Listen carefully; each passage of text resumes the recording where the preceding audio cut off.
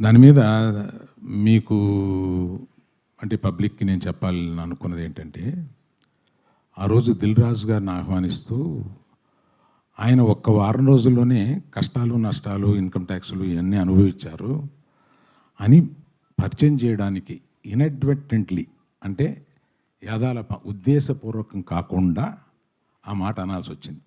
దానికి మెగా అభిమానులు చాలా ఫీల్ అయ్యి దాన్ని ట్రోల్ చేసి నన్ను ట్రోల్ చేసి చేశారు.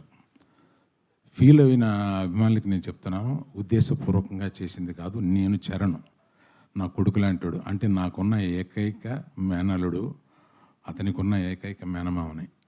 అందుకని ఎమోషనల్గా చెప్తున్నాను, ప్లీజ్ లీవ్ అస్ బిహైండ్.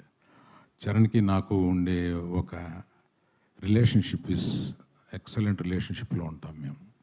అందుకని please let us leave it alone. అది కేవలం పొరపాటున నేను దిల్ రాజు లైఫ్ చెప్పడానికి అది వాడి ఉండకూడదని అనిపించిన తర్వాత నాకు.